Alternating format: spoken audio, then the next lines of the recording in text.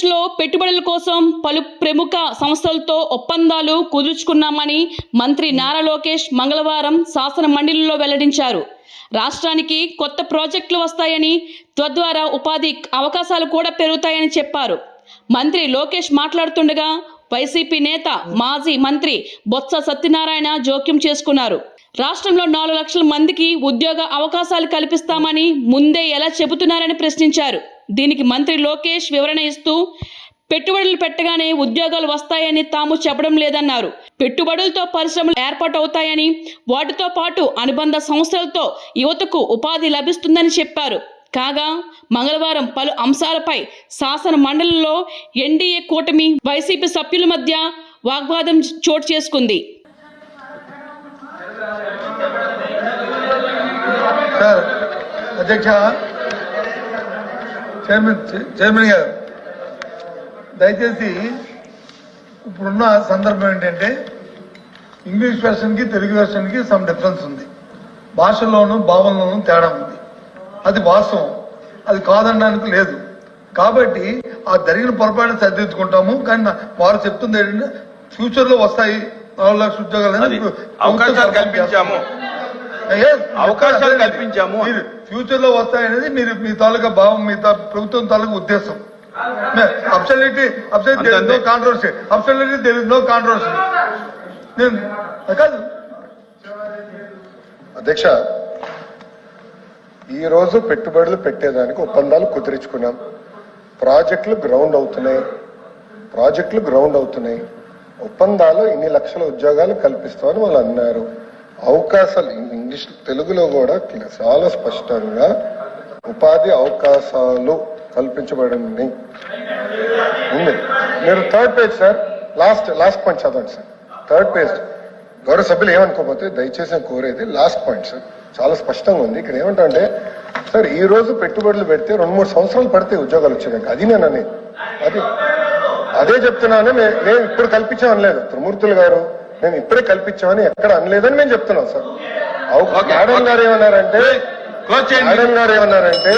4 లక్షల ఉద్యోగాలు ఇచ్చారు మీరు అని చెప్పారు. ఎక్కడ ఇచ్చారని అడిగారు.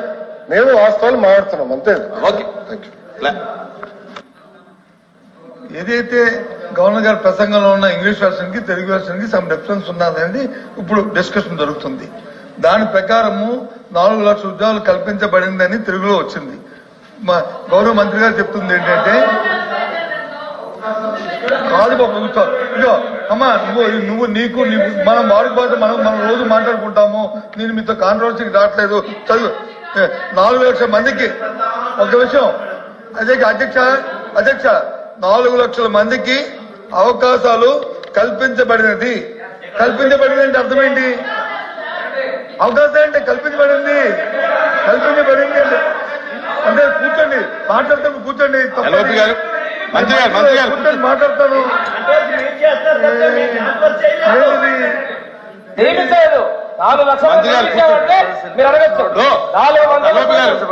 వాళ్ళ యొక్క విధానం చెప్పారు.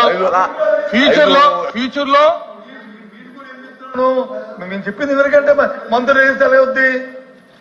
దయచేసి కూర్చోమనండి. దయచేసి ఇక్కడ కాంట్రవర్సీ అది. కానీ ఇప్పుడు మంత్రి గారు చెప్తుంది ఏంటి, గౌరవ మంత్రి గారు, ఫ్యూచర్ లో వస్తాయి అవకాశాలకి ప్రయత్నాలు జరుగుతున్నాయి, ఇవన్నీ వస్తున్నాయి అని చెప్పారు. అది చెప్పండి. చెప్పారు. ఒకటి ఇంకోటి దాని కింద ఇంకోటి యాడ్ చేస్తాను. దీన్ని కరెక్ట్ చేయండి.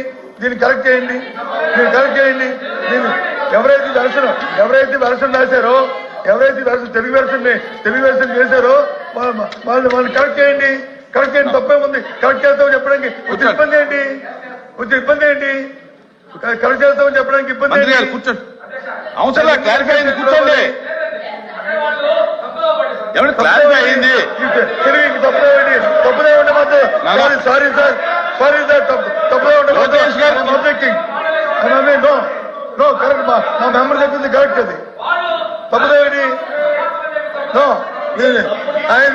నెక్స్ట్